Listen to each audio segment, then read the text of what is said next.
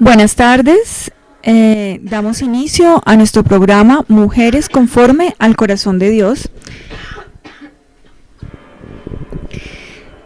Continuamos con el estudio del libro llamado Pecados Respetables de Jerry Bridges. Mi nombre es Claudia Uribe y somos un grupo de hermanas que estamos haciendo el estudio de este libro. Ya hemos estudiado en los capítulos anteriores cerca de 6 pecados que el autor identifica como los pecados que más solemos abrazar los creyentes, casi sin darnos cuenta que estamos pecando. El primero que estuvimos estudiando fue el pecado de la impiedad, y estuvimos analizando cómo este es un estilo de vida pues que no toma en cuenta a Dios, ni su voluntad, ni su gloria, ni su dependencia a Él. Y los cristianos rara vez pensamos en nuestra dependencia a Él. Podemos pasar horas sin pensar realmente en el Señor. También estuvimos estudiando la ansiedad y la frustración, cómo la ansiedad y la frustración son la cara opuesta de confiar en Dios. Y cómo una de las cualidades más mencionadas en el Nuevo Testamento es la humildad, y cómo la humildad se relaciona con la ansiedad, la frustración y la falta de contentamiento. ¿Y por qué? Estuvimos precisamente reflexionando que la humildad viene de esa forma como respondemos a Dios, a nuestro amo. Y realmente todas esas cosas que suceden, que nos provocan ansiedad, frustración y falta de contentamiento, pues están en las manos de Dios, de un Dios soberano que es quien encamina todas estas cosas para sus propósitos. También estuvimos estudiando la ingratitud y cómo estamos llamados a agradecer en todo. Es un mandato moral, es la voluntad moral de Dios que estemos agradecidos en todo, incluso en esas circunstancias difíciles. Si podemos entender que vienen de Dios y que no son aleatorias, que no son al azar, que vienen de la mano de un Dios que tiene un propósito con nuestras almas y con nuestro crecimiento espiritual, pues podríamos estar agradecidos. Y también estuvimos estudiando sobre el orgullo. 4 formas de orgullo nos planteaba el autor: el orgullo de creernos moralmente buenos, el orgullo de tener la doctrina correcta, el orgullo del éxito y el orgullo de tener un espíritu independiente. ¿Sí? Es ese orgullo del espíritu independiente. Estuvimos hablando que es ese orgullo que tiene que ver con esa rebeldía a la autoridad espiritual que puede ejercer otros sobre, digamos, una persona que es más madura espiritualmente, o simplemente las personas que tienen un liderazgo espiritual en la iglesia. Y hoy vamos a estudiar el egoísmo. El autor nos plantea, como en todos los otros pecados, cómo este es un pecado que solemos ver en los demás, pero no en nosotros mismos. Se nos dificulta mucho poderlo ver. Y bueno, tal vez al analizar ciertos aspectos del orgullo, podamos estar un poco más sensibles a esto y cuestionarnos, ¿no?, qué es la idea del estudio. Es difícil exponer el egoísmo porque es más fácil detectarlo en los demás. Hay 4 áreas que podemos observar en nuestra vida como creyentes, en las que se hace presente el orgullo, el egoísmo. La primera es el egoísmo que se relaciona con nuestros intereses, ¿sí? Vamos a ver de qué se trata esto. Alguna que me ayude con la cita Filipenses 2:4. Nosotros pues tenemos intereses, ya sea el trabajo, algunos pasatiempos, algunas prioridades que van cambiando con el curso de nuestras vidas. Vamos desarrollando como unos intereses, como cosas en las que nos vemos más movidos a hablar, a contar, a compartir experiencias, y vemos como muchas veces nos cuesta entablar conversaciones con alguien que no sea partiendo de nosotros mismos, que no sea hablando de nuestros propios intereses, sino escuchando los intereses de los demás. Vamos con la cita. Filipenses 2, versículo 4. Dice: Cada uno debe velar no solo por sus propios intereses, sino también por los intereses de los demás. Y bien, ahí en los intereses, si bien Pablo estaba haciendo una referencia a las preocupaciones y a las necesidades de los demás, pues en esto cabe muchas cosas en cuanto a las preocupaciones y los intereses de los demás. Él nos cuenta, por ejemplo, que mientras estaba escribiendo este libro, pues era el proyecto que tenía más en mente todo el tiempo. Y cuando alguien le preguntaba sobre cómo estaba, cómo se encontraba, pues se veía muy movido a hablar mucho del libro.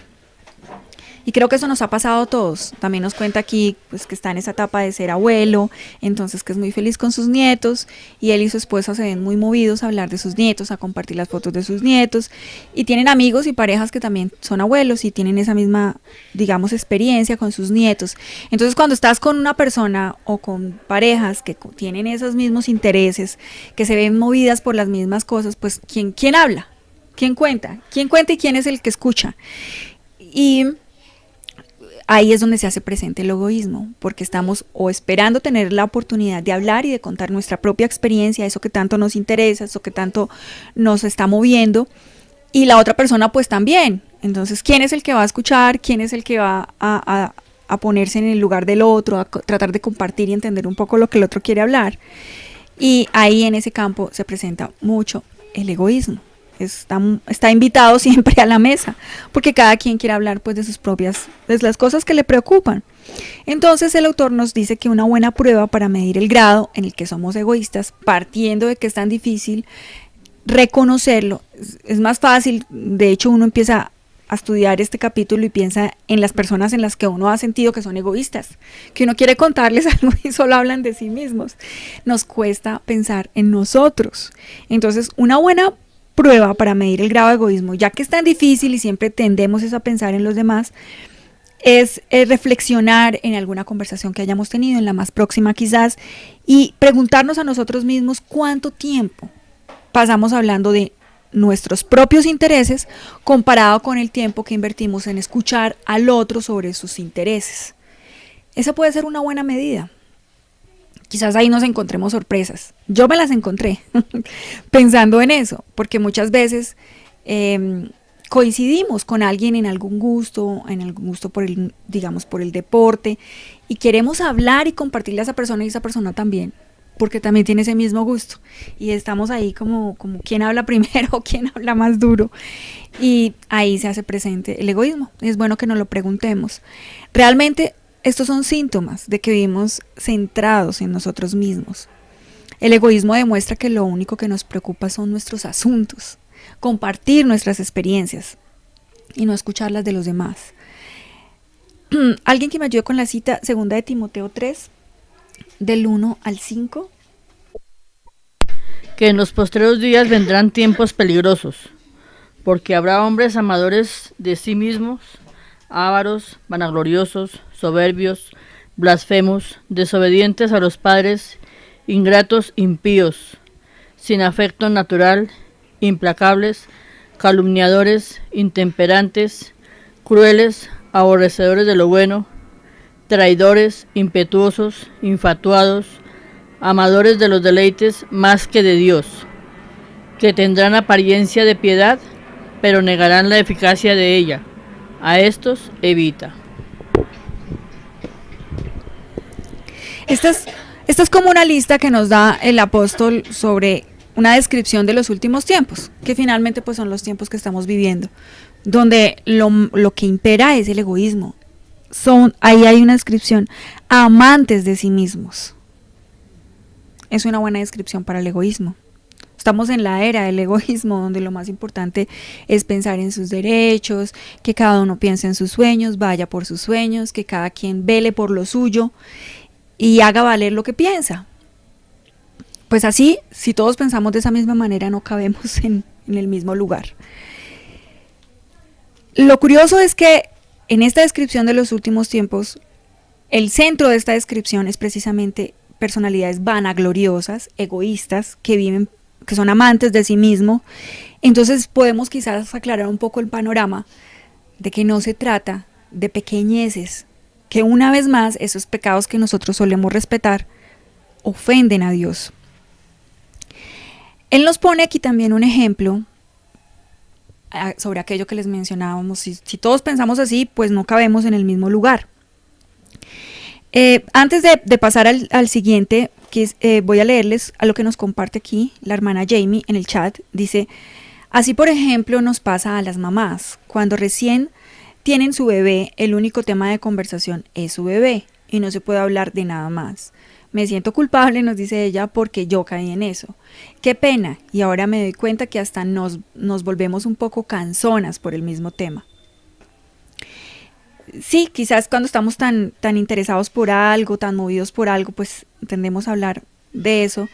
Y pues gracias por compartirlo, hermana Jamie. El punto es que podamos ver y esforzarnos por interesarnos por las cosas que le preocupan a los otros, ¿no? Hay una segunda área que es donde el autor plantea el ejemplo de todo este tema del egoísmo. Hay una segunda área donde el egoísmo se manifiesta y es en cuanto al tiempo. Hoy el tiempo es un bien escaso, un bien casi suntuoso.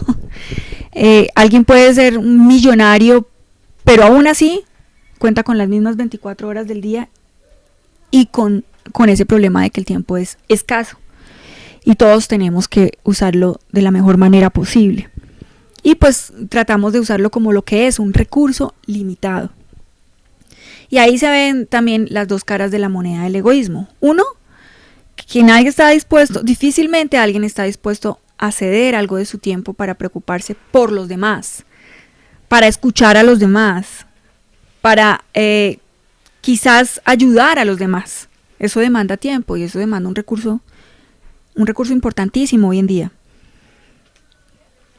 Y él nos pone el ejemplo de un par de estudiantes, que un estudiante que le pide a otro, a su compañero de cuarto, que le ayude con una tarea, pero ese mismo está ocupado estudiando para su propio examen. Ahí están las dos caras de la moneda del egoísmo, porque parte de uno de los estudiantes, pues uno podría ser egoísta queriendo usar el tiempo de los demás sin tener presente que el otro también tiene sus propios intereses, sus propias preocupaciones, y pues de uno mismo cuando se le piden este tipo de favores y pues de no procurar compartir un poco de ese tiempo. Finalmente es un recurso. En cualquier caso estamos pensando solamente pues en nuestras propias necesidades. El egoísmo con nuestro tiempo se observa fácilmente en el hogar. Ese ejemplo también me pareció muy útil porque pues en la casa por lo general todas las personas tenemos como unas responsabilidades, particularmente donde hay muchos hermanos, donde son unas familias numerosas, pues cada quien tiene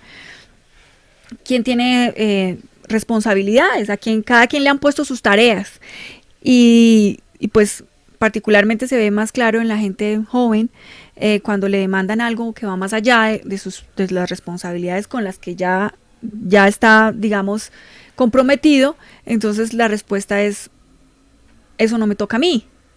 Hace 8 días hablábamos con el pastor nos explicaba cómo la gente menor, la gente joven, los pequeños, incluso los menores, son como un poco más quizás desprevenidos con su pecado, es decir, no están tan ocupados en esconderlo como nosotros, como en perfeccionarlo. Hablábamos de lo irónico que suena, pero como en perfeccionarnos en nuestro propio pecado. Llegamos a tener un estándar de lo que los demás piensan de nosotros, que mimetizamos muy bien esos pecados que llevamos con nosotros. En cambio, pues la gente joven siempre suele como expresarse más abiertamente sobre esas cosas que les aquejan, sobre sus propios pecados, como este. ¿Qué adolescente no responde? No, pero eso a mí no me toca. Un adulto quizás no responda así, pero tampoco se va a ocupar de ayudar al otro con sus cargas. Acá vamos con una cita que es Gálatas 6:2. Me gustan estas citas porque a veces tendemos a pensar, es que estamos como trazando líneas demasiado delgadas y esos son estándares que nadie puede cumplir. Y finalmente, ¿cuáles son los estándares a los que estamos llamados? Los que la Biblia nos pide, ¿cierto? Entonces vamos con esta cita. Los otros y cumplid así la ley de Cristo.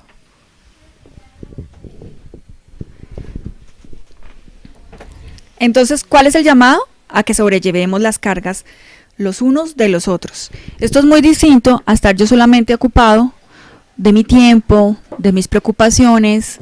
No estamos desconociendo que efectivamente no es una tarea fácil, porque pues, ¿quién no sufre por el tiempo?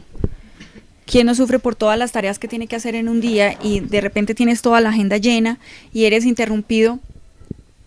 Precisamente cuando yo estaba preparando este programa, tenía afán de terminar de prepararlo y fui interrumpida por un familiar a contarme una situación familiar en la que todos debemos apoyar, en la que todos debemos ayudar. Y bueno, mientras me desgastaba, bueno, ¿y cómo voy a hacer yo? ¿Cómo voy a ayudar en esto? Como que tienes que hacer un alto de tus obligaciones, de tu tiempo, de tu agenda, para compartir un poco de tu tiempo, de tus recursos, de tu dinero, para estas cosas. Y ahí uno como que ve más fácilmente el egoísmo, como que no puedo, no tengo tiempo o no tengo dinero, ¿no? Y pensar en estas cosas se me hace muy útil, muy edificante, porque siempre podemos hablar del egoísmo de los demás, pero muy difícil ver nuestro propio egoísmo. Una tercera...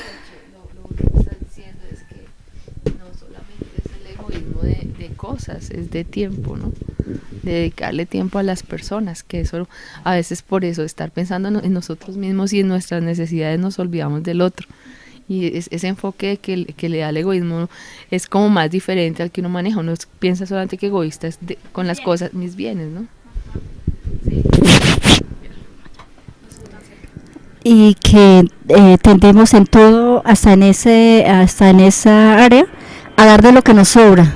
Entonces, si me queda tiempo, ahorita estoy como aburrida, si cuando estoy de mejor ánimo, entonces le pongo cuidado a sus problemas.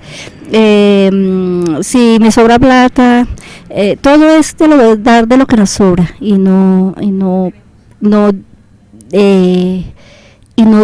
sacamos de lo que es propio nuestro para dar a los demás. Exactamente, es muy curioso eso, sí, el tema del tiempo. También lo pensé, como dice Pilar, uno pues pensaría que egoísta es que no me presta tal cosa o tal otra, qué sé yo, pero parte de algo como tan sencillo como el tiempo para escuchar al otro, para pensar en las necesidades del otro, en que esa otra persona quizás solamente quiere ser escuchada un ratico y a veces nos cuesta, ¿no? Es como cuando uno... No sé, cuando uno lo ponen a hacer un trabajo, ¿no? Y uno lo hizo diligentemente y el otro no, y el otro se lo pide a uno prestado, uno pues a ver cómo, tocaba hacerlo, ¿no? O sea, a veces uno lo da, pero con cierta cosita como de, pero es que era la responsabilidad. Entonces, ahí hasta qué punto se convierte en egoísmo o se convierte en alcahuetería, ¿no? Sí, en todo tenemos que establecer límites y ser sabios, ¿no? En todo. Continuando entonces hemos visto que hay áreas donde entra el egoísmo. La primera, en los intereses, ¿no? En los intereses de los demás, que siempre tendemos a hablar de nuestros propios intereses. La segunda área es en el tiempo, ¿cierto? Teniendo presente que es un recurso bastante escaso y que a todos nos cuesta sacar un poquito de tiempo para preocuparnos por los intereses del otro. Y que no estamos aquí trazando líneas muy delgadas de piedad, sino todo lo contrario, estuvimos estudiando 2 citas que nos confrontan sobre esto, sobre llevad los unos las cargas de los otros. Y la otra que nos hablaba de considerar cada cual no solamente los intereses propios, sino considerando cada uno los intereses de los demás. Entonces es un mandato moral, ¿no? No es como una opción de que yo quiero ser buena persona. Bueno, una tercera área donde se expresa el egoísmo es con nuestro dinero. Me causó mucha curiosidad, el libro pues lo escribe un americano y habla de la nación americana, ¿no? Del contexto de ellos. Y él habla de las encuestas de los americanos, donde viven en una de las naciones más ricas del mundo, en toda la historia. Y aún así dan menos del 2% de sus ingresos a causas de caridad y religiosas. Menos del 2%. Yo creo que si nos comparamos con nosotros debemos estar mucho peor. El punto es como lo decía Anita, no se trata de dar de lo que nos sobra. Pues si es una nación rica, pensaríamos entonces nosotros tenemos el derecho a dar menos de eso, ¿no? Pero ese no es la cuestión, precisamente porque no damos de lo que nos sobra. Nuestro llamado es a dar de lo que tenemos. Hizo un análisis el autor que me parece bastante interesante y es cómo nos enorgullecemos de nuestra generosidad después de un desastre natural. Ahí salen fundaciones, todo el mundo publica en redes sociales que mal lo que no les da, los que no dan, todo el mundo se muestra con una foto en alguna fundación haciéndose partícipe de todas estas causas. Ahí sale a flor de piel todo el mundo haciendo gala de su generosidad. Se nos olvida que no sepa nuestra mano derecha lo que hace la izquierda. Y bueno, para los zurdos. Y cuando damos, lo hacemos como una respuesta de eventos dramáticos, ¿no?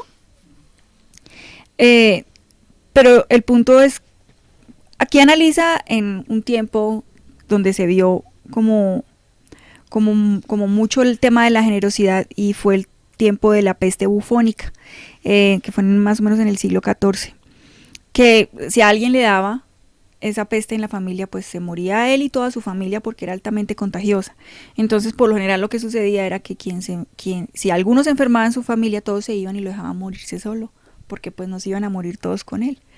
Pero en ese tiempo fue muy conocido la generosidad de parte de los sacerdotes.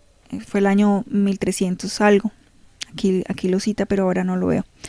Y habían sacerdotes que se dedicaban a eso y morían por cuidar a ese otro. Y de hecho era una forma de clasificar sacerdotes buenos y malos, ¿no? Los que murieron con la peste y los que no, porque dijeron yo no me voy a hacer cargo de alguien enfermo de esa manera. Y el caso es que en los tiempos de hoy pues no tenemos que morir por compartir y por preocuparnos por los demás, ¿sí? Esto fue una prueba, como quizás podría pensar yo, una prueba de qué tan generosos eran realmente, pues era con su vida, ¿no? Pero sin embargo, hoy no se nos pide que tengamos que morir por otro, es decir, la situación, la cultura, el momento que vivimos no nos demanda esto. A veces es simplemente escuchar las preocupaciones del otro, los intereses del otro, las necesidades del otro. Aquí hay otra cita, que, está Romanos 12:15 y Primera de Juan 3:17. 12:15 y Primera de Juan 3:17. Romanos, capítulo 12, versículo 15. Gozaos con los que se gozan, llorad con los que lloran. Primera de Juan 3:17. Pero el que tiene bienes de este mundo y ve a su hermano tener necesidad y cierra contra él su corazón, ¿cómo mora el amor de Dios en él? Tremendo, ¿no? Son versículos que son muy dicientes. No está. Hay otro versículo que dice que si un miembro se goza, todos se gozan, y si uno se duele, todos se duelen, ¿no? Bueno, el punto es que cada dinero, cada peso que nosotros recibimos, aún el que nos hemos ganado con nuestro trabajo, ha sido porque el Señor nos lo ha dado. Es el Señor el que lo ha hecho posible. Finalmente todo lo que tenemos es un regalo de Dios. Nosotros somos mayordomos. Y como buenos mayordomos, no deberíamos administrar el dinero solamente pensando en nosotros. Eso me pareció bastante interesante, sino guardar para esas situaciones en las que se presentan, en que a veces a quien no le ha pasado que quisiera ayudar a alguien, pero justo en ese momento no tiene cómo. Pues porque como que no hacemos una provisión de eso, ¿no? Hacemos una provisión de nuestras necesidades y no hay una provisión para esos momentos. Entonces, en lo personal, yo confieso, nunca lo he hecho, nunca he guardado algo para ese momento de otra persona, pero me pareció bastante importante, ¿no? Esa reflexión que plantea el autor. No es suficiente con administrar bien nuestro dinero, sino pensar en que esos momentos de dificultad que nos han llegado a todos, algún amigo, algún cercano, un hermano con una necesidad y uno preciso en ese momento no tiene cómo ayudar. Entonces, que debemos ser mayordomos de esto, guardando para esas situaciones. Hay una cuarta área que nos invita el autor a analizar y es la desconsideración. Eso me suena siempre a discurso de la mamá. Y es porque no sea desconsiderado, porque es de hecho en el ambiente donde más se presenta esa desconsideración. ¿Por qué? Porque lo que hablábamos hace 8 días con el pastor, que llegamos a perfeccionar nuestro pecado de tal manera que afuera en la calle difícilmente alguien vería lo egoístas que podemos llegar a ser. Pero en la casa nos quitamos como esas restricciones que nosotros mismos nos hemos puesto y nos ven como somos. Entonces ahí en esos ambientes es donde vemos más esta palabra, porque en esos ambientes, ¿quién no ha recargado todo en la mamá?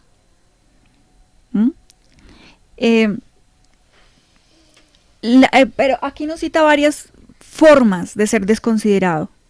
La persona desconsiderada nunca piensa en el impacto de sus actos que puede tener a las otras personas. Entonces, va a la primera, llega siempre tarde, hace esperar a los demás, eso es una actitud desconsiderada, ¿cierto? Yo cuando leía también pensaba, bueno, yo nunca lo había visto de esa manera, ¿no? Sí, como que al llegar tarde estoy afectando es a otro, ¿cierto? Estoy siendo desconsiderado con el tiempo de otro. Entonces creo que mientras lo estudiaba evidencié mucho egoísmo. Realmente nunca había pensado eso de esa manera.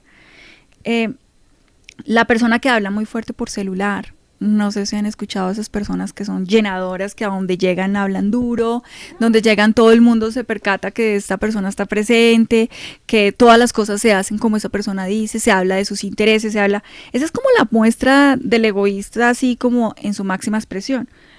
Pero no todos somos de esa manera tan abiertamente egoístas, ¿no? Hemos llegado a perfeccionar nuestro pecado. Podemos ser desconsiderados en cuanto a los sentimientos de los demás. Creo que uno siempre está pensando en sus derechos, particularmente, y el autor lo cita, cuando estamos haciendo uso de los servicios de alguien, ¿cierto? En algún lugar, en un establecimiento, la cajera, el mesero. Estaba pensando que llevé a mi mamá al aeropuerto la semana pasada y no me querían dejar, mi mamá es una persona de la tercera edad y no me querían dejar llevarle las maletas en la fila, solamente podían pasar las personas que van a viajar. Y pues yo tampoco reaccioné de la mejor manera y cuando me dijeron que no podía pasar, dije, pero es que mi mamá es una señora de la tercera edad, yo no, casi que ni me detuve, yo seguí derecho con mis maletas. Y mientras estudiaba pensé, bueno, y esta persona seguramente, pues, y si no tenía un buen día, no me dijo bien, porque evidentemente no me dijo, bueno, sí, está bien, se trata de una persona de la tercera edad. Sabemos que tienen ese tipo de preferencias en las filas, pero yo tampoco reaccioné pensando en sus sentimientos. Y lo más seguro es que se sintió herida, porque fui grosera, realmente. Uno no piensa eso, piensa en sus derechos, ¿no? O si está cumpliendo órdenes. Ofrecerle a uno de esos servicios de créditos o para ampliar, uno quiere cancelar el celular y no, pero los servicios de fidelización y realmente son asalariados como nosotros. Sí, claro. y uno hasta se enorgullece, no, yo le tuve que hablar así, o bueno, en mi caso, y bueno, ahora lo confieso delante de ustedes, yo les cuelgo. Y yo me ufanaba, entonces yo le decía a mis compañeras, eso, yo pues cuélgales, porque tienes que quedar escuchando 1 hora la conversación, cuélgales. Y pues imagínense, pues ahora lo confieso. Ahora se trata de su propio trabajo. Sí, es lo primero en lo que pensamos es en eso. Cómo nos sentimos, nuestro tiempo, nuestros recursos, nuestras propias necesidades, nuestras prioridades. Caemos con mucha facilidad, con demasiada frecuencia en esto. En ser ásperos con los meseros, los empleados de las tiendas, o permanecer indiferentes a sus sentimientos.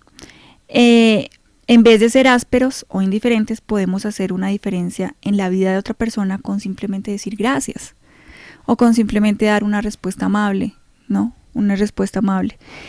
Es necesario cultivar ese hábito de dar las gracias a Dios primeramente, pero también hacerlo con los demás. Y pues en el hogar, ¿no? es tan sencillo, un simple gracias. Yo recuerdo que mi mamá decía, la peor hora del día es cuando ustedes terminan de almorzar y todos se paran. No, nadie dice gracias y nadie recoge la loza y nadie la va y la lava.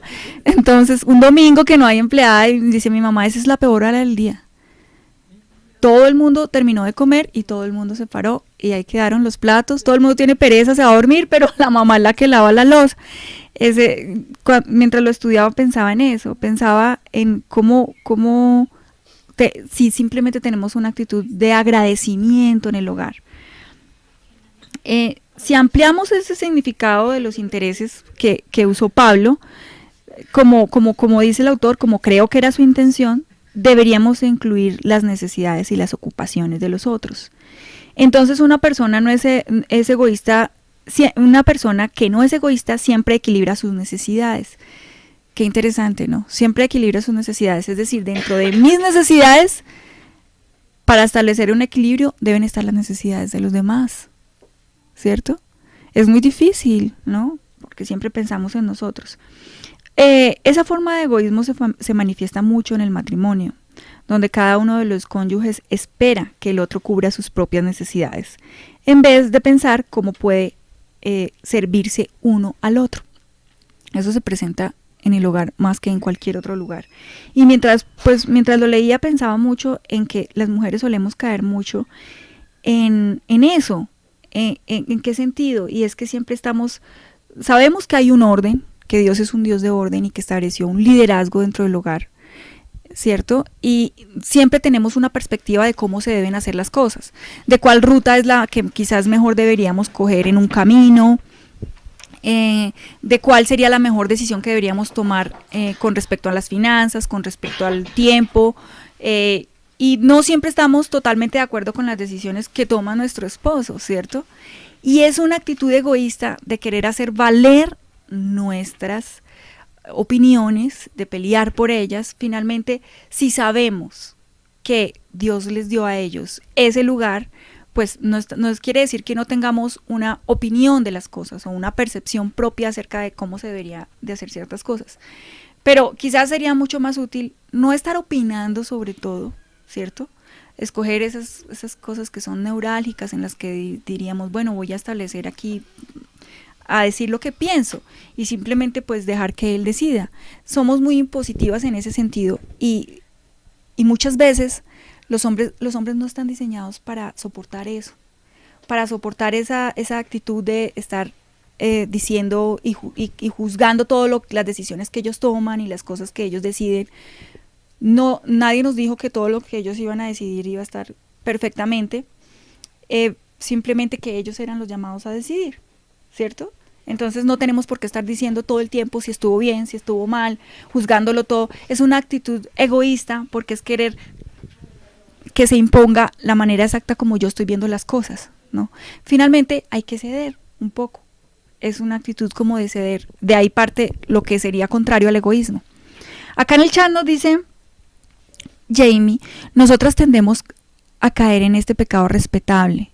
Nosotras hablamos mucho y hasta nos sobran palabras hablando de los intereses, haciéndonos las víctimas en cuanto a tiempo y desconsideración. Es decir, en casa si no hacen lo que quiero es que son muy egoístas, al no pensar en lo que sufrí y lo que es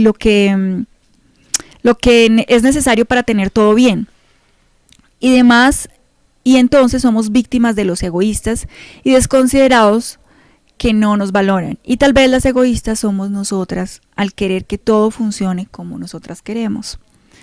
La idea es que en este tema podemos invertir las cosas para apaciguar nuestras conciencias por este pecado que ocultamos. Es verdad.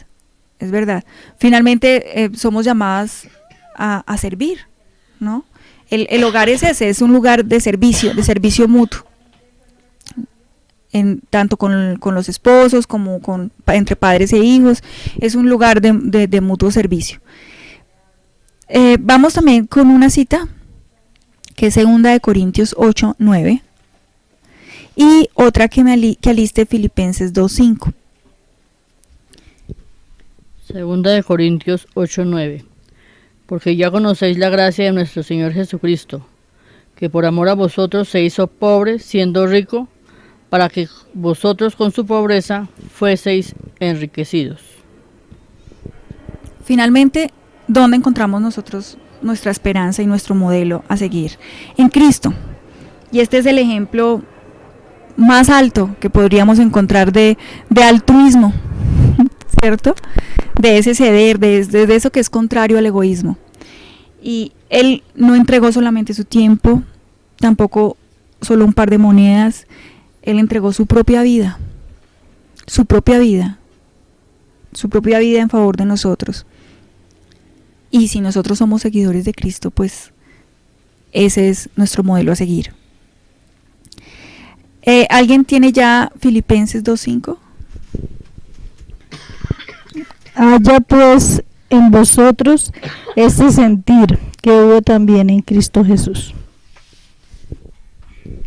Y ese es el llamado, que nosotros tengamos ese sentir. Es inspirador finalmente, porque no es lo mismo si nos estuviéramos hablando de un ejemplo de altruismo del que nosotros no nos vimos beneficiados. Bueno, como esos sacerdotes del siglo XIV que estuvimos mencionando, ¿no? Que tenían que morían por cuidar a los que estaban enfermos de la peste bubónica. Sino tenemos un ejemplo cercano. Es un ejemplo que nos favoreció a nosotros. Nosotras no fuimos víctimas de la peste bubónica, pero sí fuimos víctimas, sí hemos recibido la gracia de haber sido rescatadas del estado de muerte espiritual en la que nos encontrábamos camino al infierno. Entonces no es lo mismo citar el altruismo de otra persona que hablar de nuestro Señor Jesucristo. Esto nos tiene que inspirar. Si nosotros debemos vivir el evangelio delante de quienes nos rodean. Hemos hablado muchas veces cómo no es una casualidad en el lugar donde nos puso, en medio de quien nos puso, nuestros familiares, nuestros amigos, nuestros conocidos, como la razón principal de nuestro tiempo de este lado del cielo es esa, el evangelio, viviéndolo a los ojos de ellos, así como lo hizo Israel en medio de esos pueblos que los estaban viendo, de esos pueblos paganos. Igual la iglesia hoy. Igual, este es nuestro llamado, a vivir el evangelio delante de los demás. Y qué mejor muestra de quién nos salvó, de quién es nuestro Señor, de a quién seguimos, que una actitud que es capaz de desprenderse de su tiempo, de sus propios intereses para hablar de los intereses del otro, de su propio dinero en preocupación por las necesidades del otro, para hablar así de nuestro Señor que se desprendió del estado en el que estaba con el Padre, se despojó de sí mismo, de su gloria, para venir a hacerse hombre y morir por nosotros. Entonces tenemos suficientes motivos, ¿no?, para hacerlo. Y lo primero, y la forma de comenzar, es analizando un poco y preguntándonos a nosotras mismas cómo hemos estado en muchas de estas actitudes egoístas, y no solo ver el egoísmo de los demás. Bueno, hermanas, oremos para terminar. Gracias, Señor, una vez más por este tiempo de reflexión. Gracias por todas las hermanas que están aquí. Gracias por el autor de este libro que tanto nos ha inspirado, que tanto nos ha hecho cuestionarnos. Ayúdanos, Señor, tú que eres el dueño de los corazones. Guíanos para vivir en santidad y glorificarte en todo lo que hacemos. Abre nuestros ojos espirituales, Señor, y permítenos ver la realidad de nuestro corazón egoísta. Y ayúdanos, Señor, a morir a nosotras mismas, a nuestra carne, para vivir para tu gloria. Te lo pedimos en el nombre de nuestro Señor Jesucristo. Amén.